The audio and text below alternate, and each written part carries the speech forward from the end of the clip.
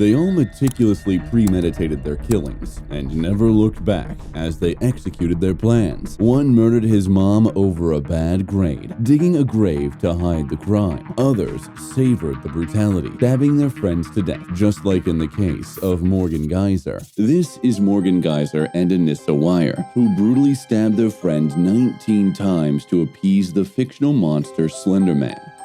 Morgan handed me the knife, and then I started to count again.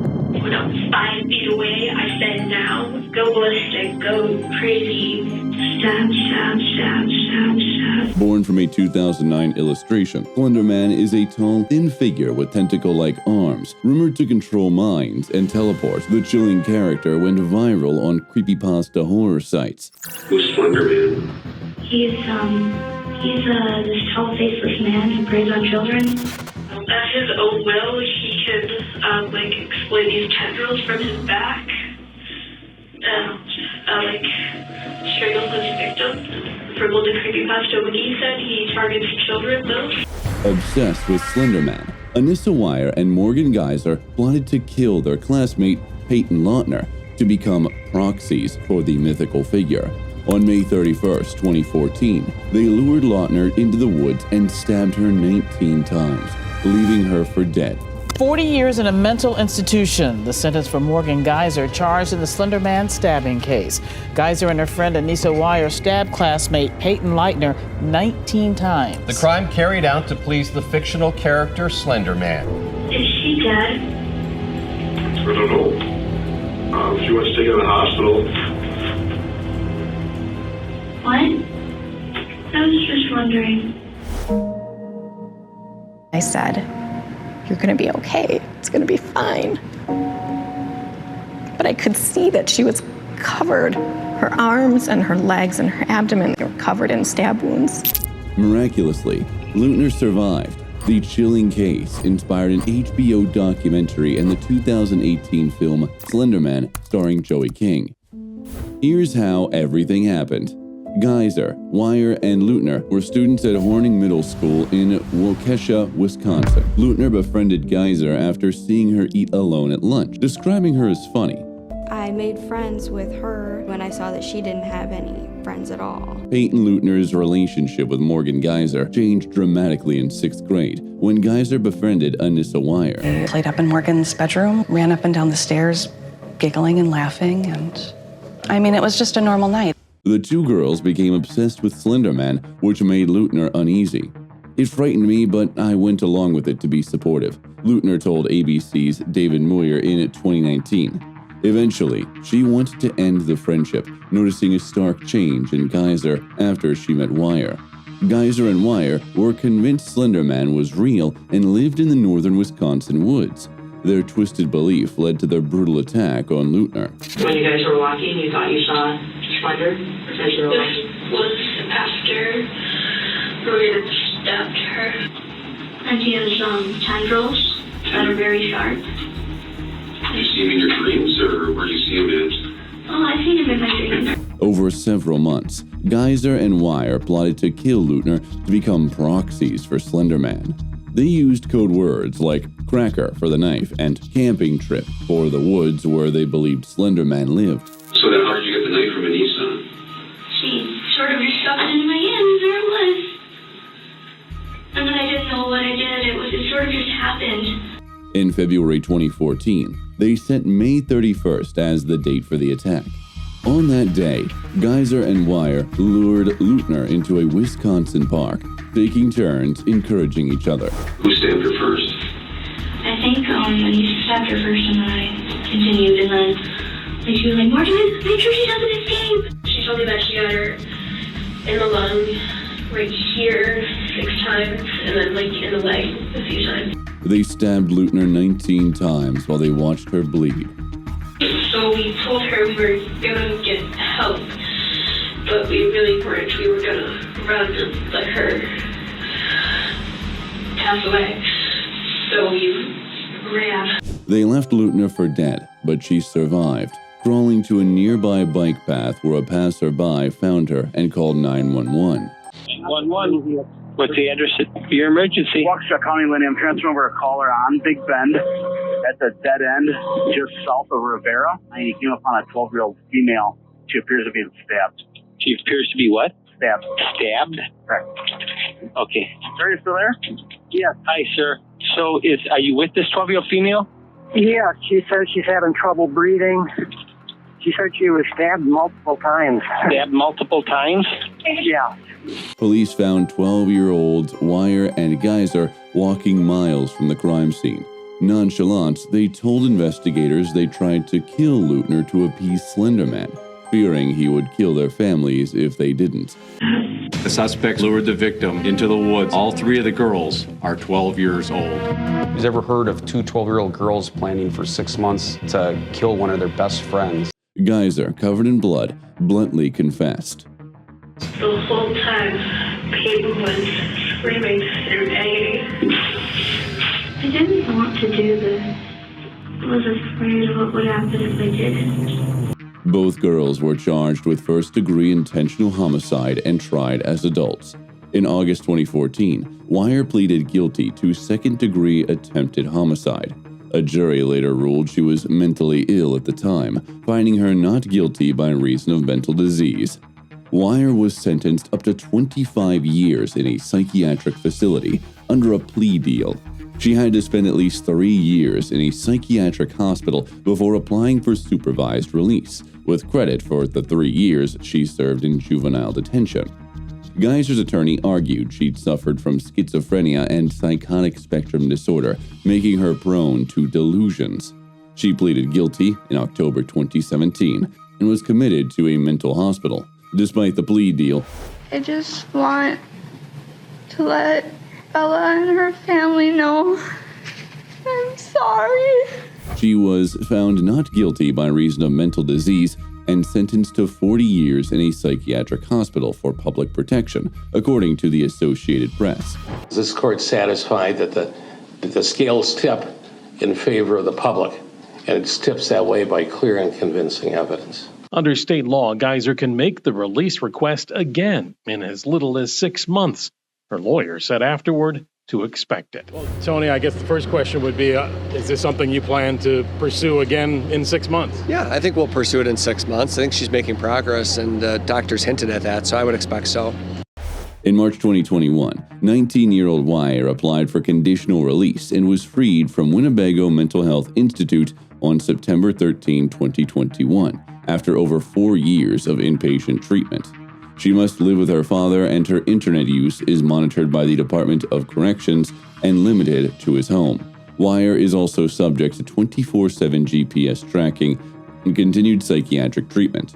On April 21, 2024, Judge Boren denied Geyser's early release from Winnebago Mental Health Institute. 2 court-appointed psychologists recommended she stay in inpatient care. My initial impressions included that Ms. Geyser was not well psychiatrically, that she had experienced trauma certainly in the commission of the offenses, and that she also presented as quite odd during the 2.5-hour interview I had with her. One psychologist noted that Geyser admitted in a 2022 evaluation to faking psychotic symptoms to avoid being released to her allegedly abusive father's care.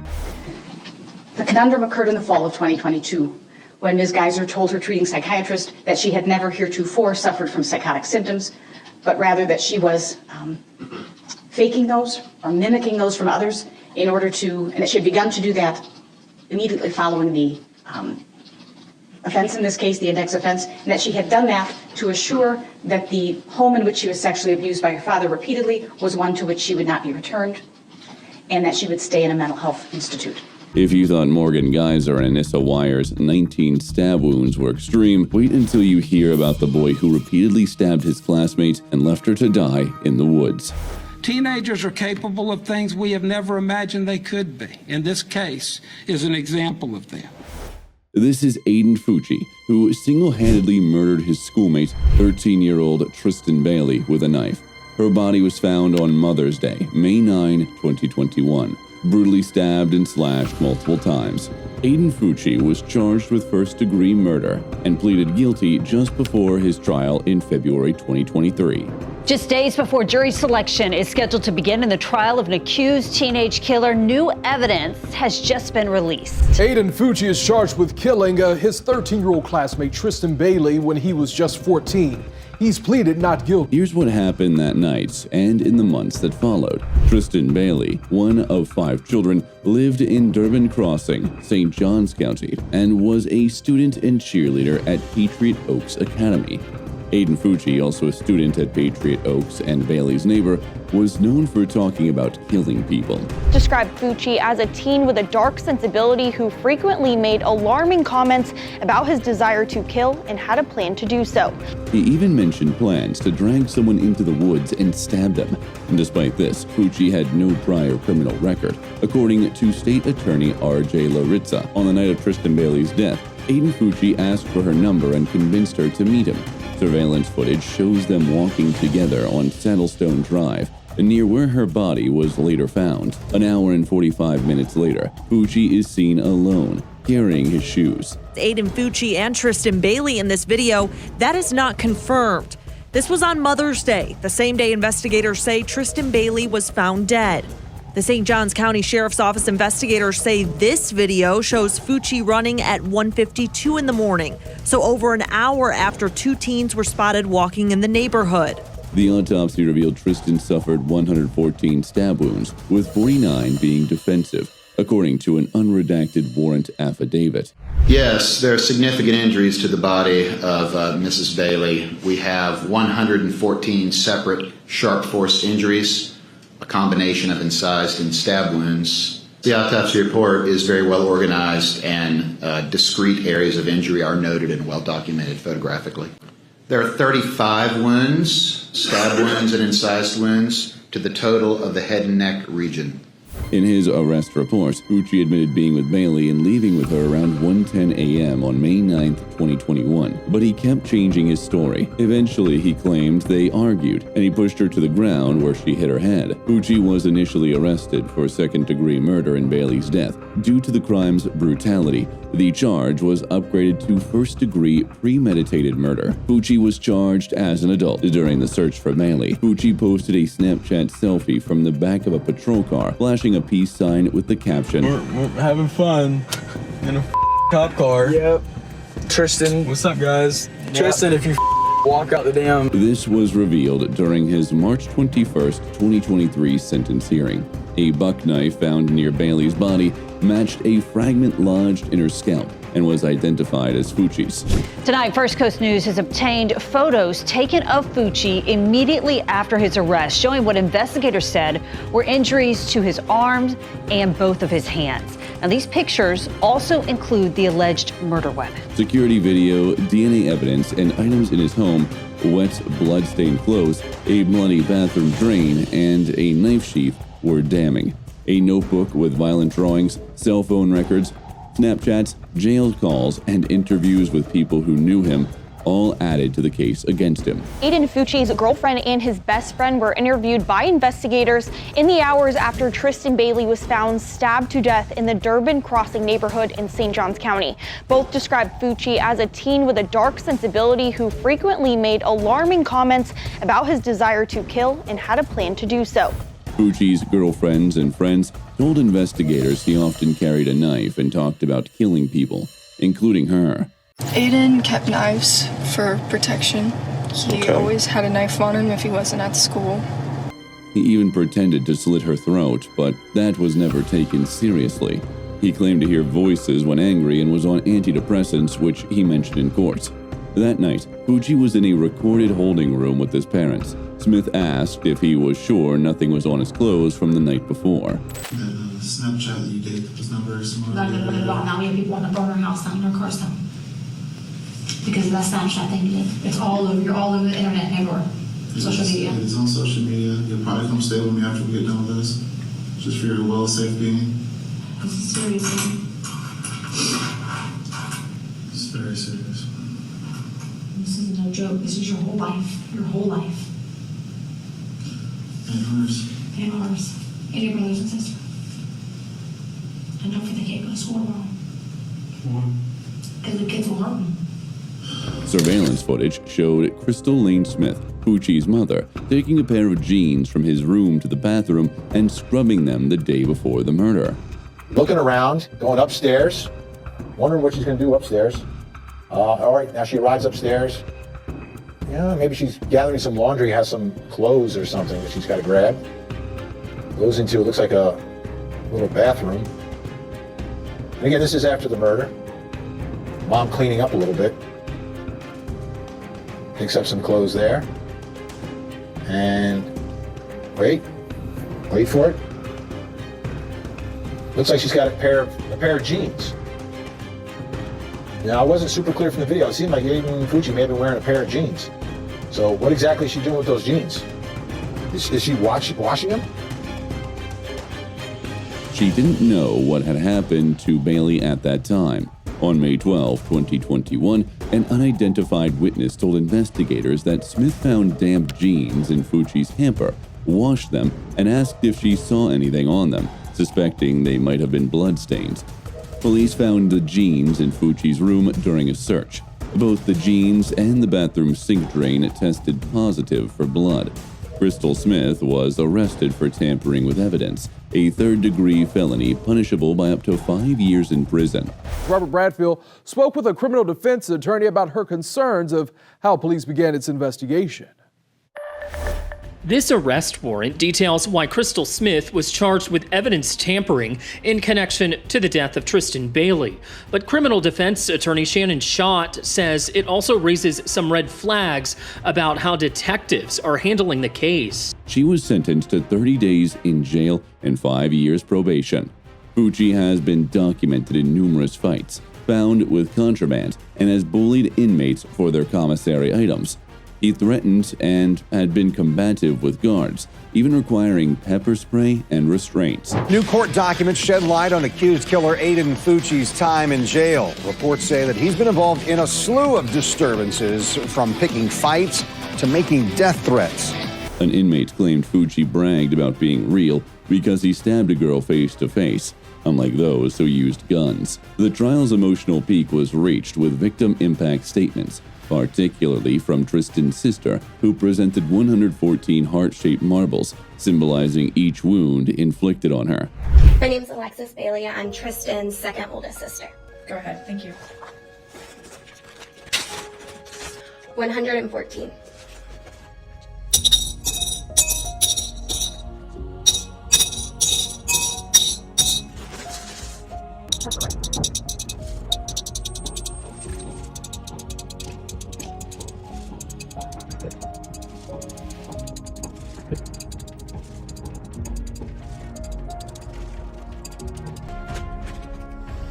This jar now holds 114 stones, one for each of the 114 stab wounds that my sister had to endure. It was 1 hour and 42 minutes between when my sister was last seen and when Aiden Fucci was next seen, running out of the woods holding his shoes because his feet hurt. Charged as an adult with first-degree murder, Fucci faced 40 years to life in prison, but wasn't eligible for the death penalty due to his age. It is for this reason, and all of the reasons previously stated, that leads this court to the conclusion that there is only one appropriate sentence in this case. Mr. Fucci, if you and your attorneys would please rise. Counsel, is there any legal reason why this court cannot impose sentence at this time? Nothing. Mr. Fucci, having entered a plea of guilty to the crime of first-degree murder, I adjudicate you guilty of the premeditated first-degree murder of Tristan Bailey. I sentence you to life in prison. Because of your age, you are eligible for review of the sentence in 25 years. I order the Department of Corrections to notify you when you are eligible to apply for your review hearing. Madam Clerk, if you will please impose the minimum fines and court costs. Mr. Fucci, you have 30 days to appeal the legality of this court's sentence. If you wish to appeal but cannot afford an attorney, one will be appointed for you. You will be taken back to the Duval County Jail and then transported into the Florida State Prison System. We are adjourned. After serving 25 years of a lifelong term, the judge can review his sentence. If Aiden Fucci's school murder gave you chills, How does it compare to the student who brought guns and knives to school with plans to execute his classmates? Meet Quincy Tuttle, a 11-year-old middle schooler who planned to settle a school squabble with a deadly arsenal. Shocking new details in the arrest of an 11-year-old boy accused of bringing weapons to school. What police say he planned to do, why, and how his mother may have prevented another school tragedy. Armed with a .22 caliber handgun, over 400 rounds of ammunition, and several knives, Tuttle's terrifying plot was foiled when his mother reported missing kitchen knives to the school. This led to his arrest and a tense 2-hour lockdown. Come on. Quincy, we gotta go talk, all right? What are we gonna do next? Quincy, what are we gonna do next? Come on. Don't fight me on this. Let's go. Come on.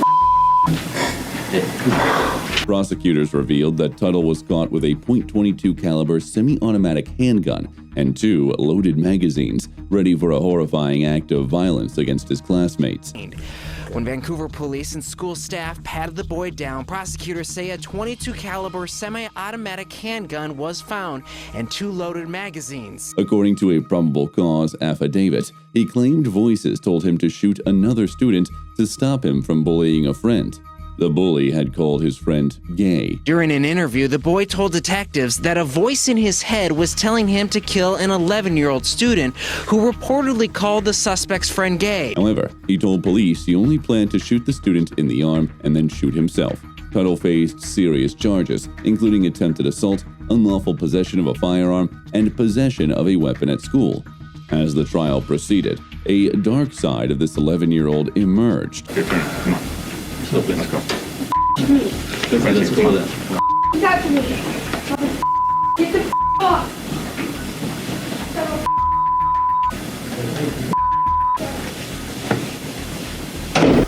Quincy Tuttle was sentenced to 2 years in a juvenile detention facility for his actions. He pleaded guilty to 2 counts of first-degree attempted assault, theft of a firearm, second-degree unlawful possession of a firearm, and possessing a dangerous weapon on school facilities. Quincy Tuttle's chilling plan to defend his friend with a school shooting might send shivers down your spine. But brace yourself for our next case, a kid who killed his mother over bad grades. This is a Florida teen, Gregory Ramos, who strangled his mother, Gail Clevenger, and buried her under a church fire pit after a fight about his grades. Crime that has shocked an entire community and even investigators. Authorities say a teenager killed his own mother after an argument over his grades. Ramos, 15 at the time, murdered his mother in their DeBerry home in November 2018 and staged the scene to look like a break-in. He was sentenced to 45 years in prison in January 2021 after pleading guilty to first-degree murder,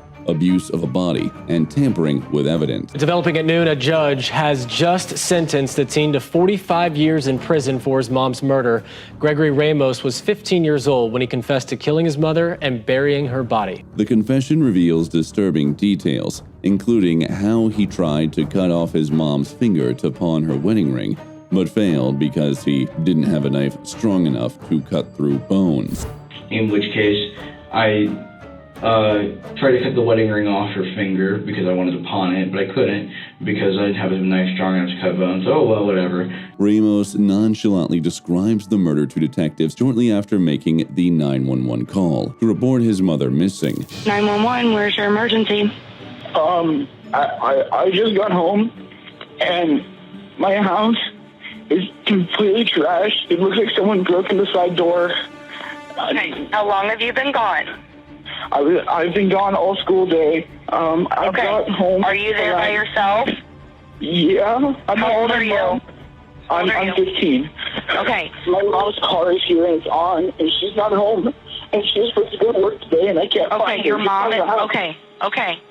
Your mom's car is there. Is there any other way she ever gets to work? Does she ever get a ride from anyone else? It's on. The car is on. It's turned on. The car is on, and you're sure she is not there? I searched the entire place. I've been here for like 8 minutes. I've been looking. I can't find her. The dispatcher does her best to comfort the boy. I want you to stay on the phone with me. We are not going to disconnect until I have an officer that is with you, okay? Okay. Are you safe where you're at? Yeah. he struck while his stepfather was out of town, having discussed Ramos's poor grades with his wife just hours before the killing. After initially lying to the police, Ramos eventually confessed, admitting he felt nothing after killing his mother. Alright, so I got home, I got in an argument with my mom. She slapped me across the face, she began to hit me. She started beating me. I didn't like it, so I strangled her to death. He further detailed his actions, recounting driving around Daytona, disposing of the wheelbarrow, and then returning to a church where he dug a hole under the fire pit, deep enough to bury a body. I put her in a wheelbarrow, I put her in my car, I took the car, I had a mental breakdown where I almost committed suicide 3 times. I drove around Daytona, I dropped the wheelbarrow in some random ass location, and I drove back to the church. I began to dig a hole. I dig a hole right under the fucking fire pit. You know, deep enough to put a body in, alright? He explained how he kicked her into the hole, covered it up to look all natural, and then discarded his clothes before going to school as if nothing happened. The teen tried to defend his actions, claiming it was completely on impulse. However, he also confessed that the attack occurred hours after an argument about his biology grade. He entered his mother's room while she was asleep to murder her. Police say Greg Ramos and his mother got into a terrible argument when he came home with a D in school. Around midnight, he allegedly sneaked into his mom's room and strangled her. He revealed that his initial attempts to choke his mother failed, requiring him to go back to finish her off. He went to get a wheelbarrow to bring the body out of the house. When he returned, he discovered she was still alive.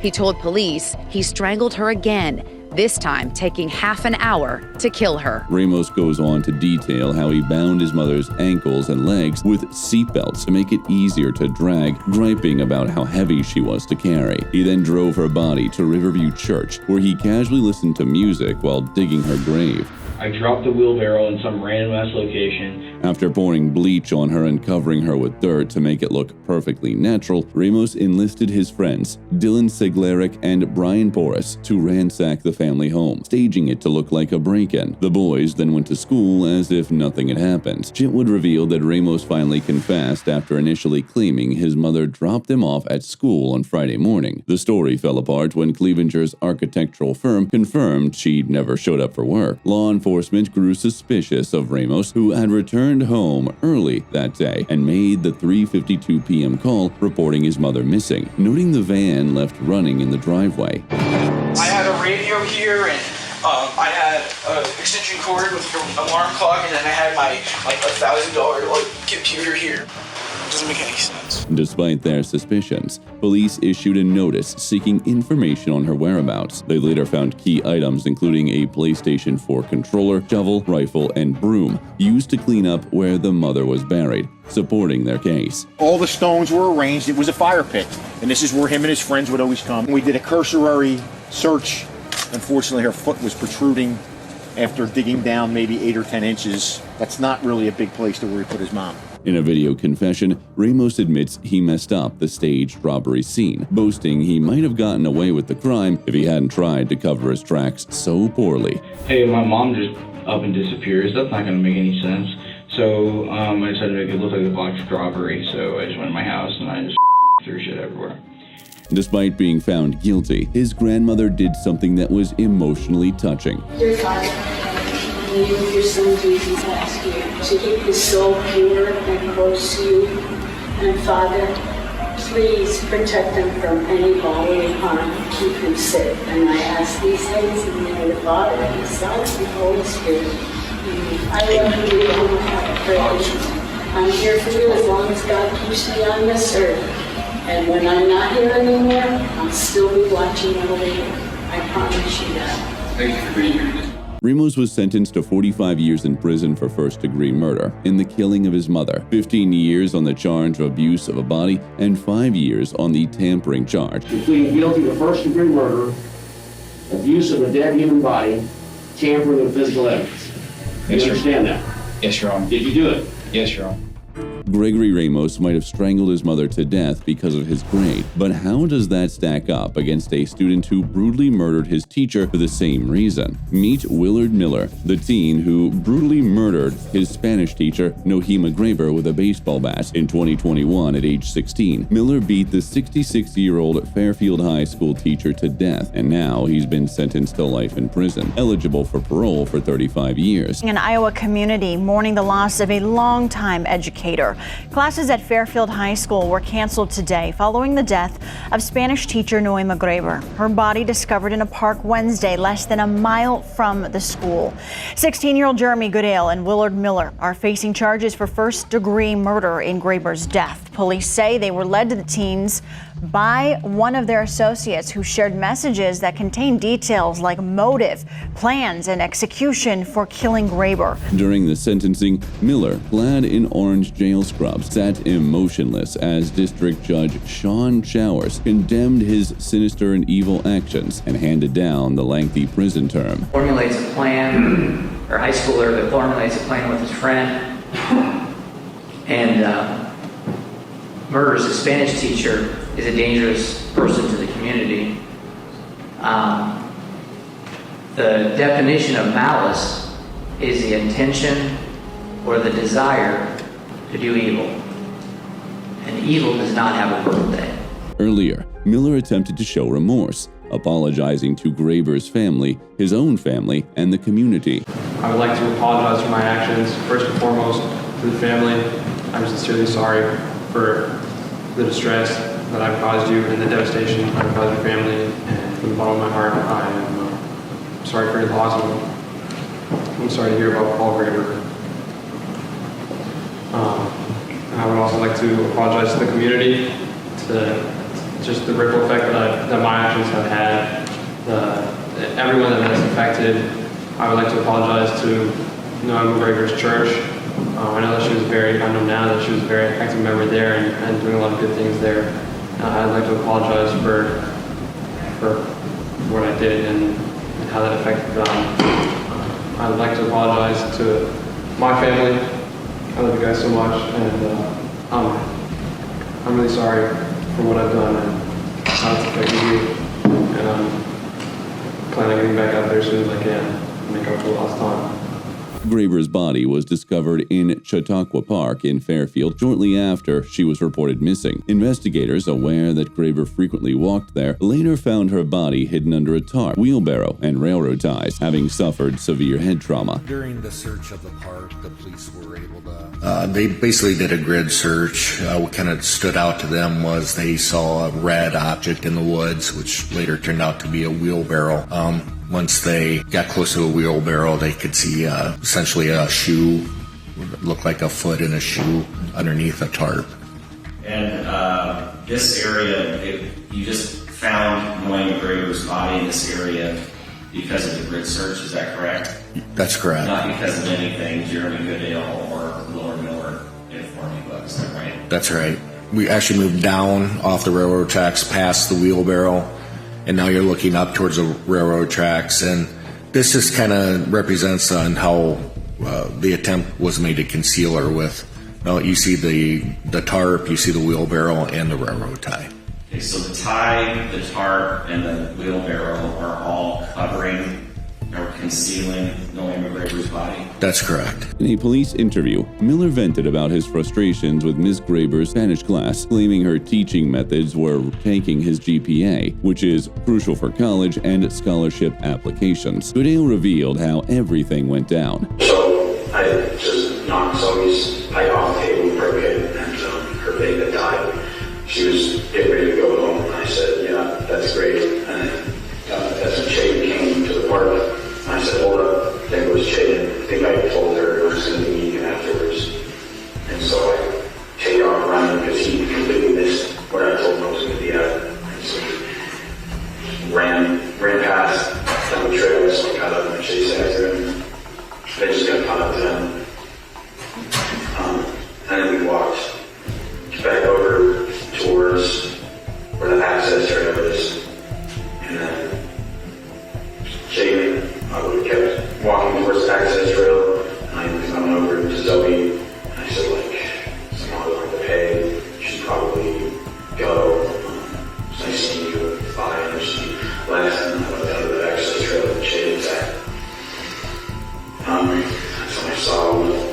his bride.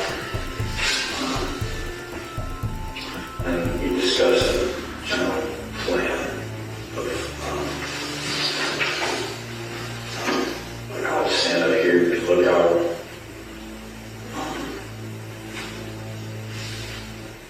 walk up behind her, and then we walked back out onto the trail to wait for Miss Grader to show up. And I can't remember if we saw her drive in or if we noticed her van and then knew she was there, but eventually she was there, and we bumped into her on the trail while we were looking for her. We said, "Oh, hi, how are you?" And then we kept walking back down towards the access trail. Miller and Jeremy Goodale, both 16 at the time, faced first-degree murder charges as adults. Court documents revealed the gruesome details. The teens stalked Graber's daily routine, ambushed her during her walk, dragged her into the woods, and bludgeoned her with a baseball bat. Prosecutors painted a picture of a rage-fueled revenge. Miller was flunking her class and took deadly action. Were you able to develop a theory or as to Mr. Goodale's motive of the killing of Mrs. Graber? Yes. Could you discuss that? Chaden Miller was basically flunking Spanish. He wanted to he wanted to go to Spain that summer to build his college resume. He couldn't get into the exchange program without a passing grade in Spanish. So he came up with the idea of killing Mrs. Graber because she was flunking him in Spanish, and asked Jeremy Goodale to assist him. After pleading guilty in April, Miller was sentenced first under a deal, recommending 30 years to life with a chance of parole. Goodale's sentencing was initially delayed as his lawyers maneuvered for a better outcome. Under his plea agreement, prosecutors suggested a 25 years to life sentence with parole eligibility. Goodale testified they had plotted the murder for 2 weeks, both striking Graber and hiding her body. Chaden had brought a bat, among other supplies, to go through with the murder. And after he had struck Nohema Graber, we then moved her off of the trail. He claimed Miller hatched the plan, while Miller also admitted involvement but denied delivering the fatal blows. Defense attorney Christine Brandstad argued against a mandatory sentence for Miller, emphasizing his cooperation with investigators and the lack of physical evidence directly linking him to swinging the bat that killed Graber. Mr. Goodale in those minutes details out how Mr. Miller approached him and essentially recruited him to be involved in this, and that it was over a grade that that Mr. Miller had in Ms. Graber's class. In a chilling detail, Miller described how what started as dark jokes spiraled into a deadly plan. He admitted to providing the bat, acting as a lookout, and participating in the crime. Graber's loved ones and students remembered her as a beloved, dedicated teacher. Her overall, energy was very good. I would walk past her in the halls, and she would say hi to almost every single student. She was a very nice person. Relatives delivering victim impact statements painted Graber as a devoted teacher, avid churchgoer, and a tireless advocate for the poor and Hispanic communities. They honored her not just for her community contributions, but also as the primary breadwinner in her household. Her ex-husband, Paul Graber, had been disabled for over 20 years due to severe nerve damage, explained his brother, Tom Graber. Not only was Noema robbed of 30-some years of the best years of her life, her murder deprived Paul of the love of his life and certainly hastened his own premature death. It also had major impacts on the lives of their 3 children, Christian, Jared, and Noema Marie. Tragically, Paul Graber, who remained close to Nohema until her death, passed away from metastatic cancer a day before Miller's sentencing. Family members described his death as untimely, suggesting that Nohema, had she been alive, would have ensured he received the medical care he needed. The murderers also caused great changes in the lives of Paul and Noema's children, son Christian and daughter Noema Marie, self-supporting adults. Both interrupted their lives to come home and help Paul in his illness. Christian this year has already taken more than 20 weeks unpaid leave from his job as an international medical courier in order to help his dad, and after Paul's death, to facilitate care for his younger brother, Jared. for whom Christian has now been appointed guardian. That had not been the plan. No, Mother Noema was the rock of the family. She was the primary caregiver for Jared. Noema was robbed of 30 some of the best years of her life. However, the community came out in large numbers to mourn for her. So many people shared so many positive memories about Miss Graber. You can just tell how heartbroken people were. And we would estimate that there was close to 400 to 500 people here tonight. We go on, and we'll try to do our best. We go on. That's Fred Huckey. He's a teacher who works here at Fairfield High School, and he worked just down the hallway from Miss Graber, and he wrote that song for her. Tonight we heard from students, teachers, from her church family, many sharing similar sentiments, describing Miss Graber as someone who was always there for them, whether they needed a shoulder to cry on or some encouraging words. Despite being charged as adults, Miller and Goodale avoided mandatory life sentences without parole due to their ages. Miller was sentenced to life in prison with the possibility of parole after at least 35 years. There is not a systemic societal problem that explains or justifies your actions.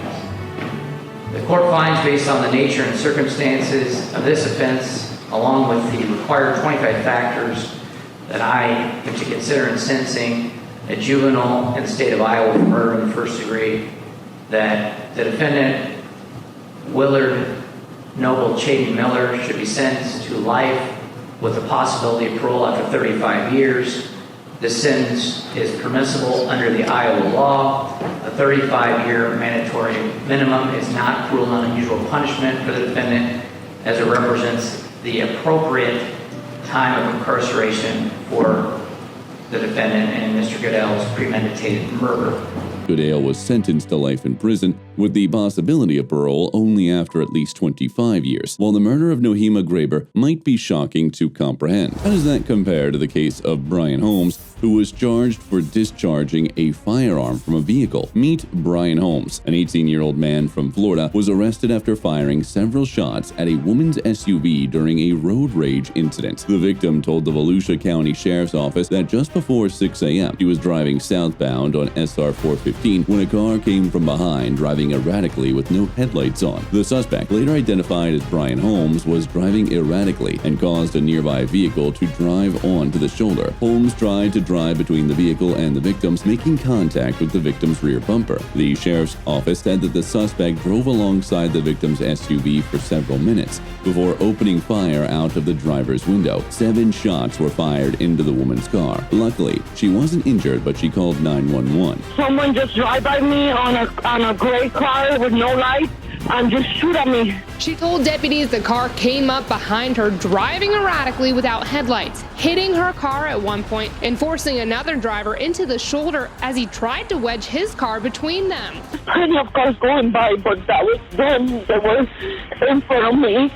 Then they kind of like moved to the right lane, and when I passed, they started shooting. The deputy said that the woman's car had bullet holes, making the scene more horrible. Detectives said they used license plate reader technology to identify Holmes' car and residence. Within 20 to 30 minutes of the shooting, deputies were at the owner's address on Arcadia Street in Deltona with eyes on the car. Detectives here in Volusia say using license plate reading technology from here in the area, they were able to catch the suspect, 18-year-old Brian Holmes, within 20 to 30 minutes of the shooting. They say they were able to then arrest him at his house. Body cam video shows Holmes entering his car as he tried to back out of the driveway, but was stopped by deputies. They asked if he had a gun on him, and Holmes said no. When his hands moved toward his waistline, a deputy grabbed Holmes' arms and moved him away from his car. That's when deputies saw a handgun fall onto the driveway. Stop. Stop. Stay there.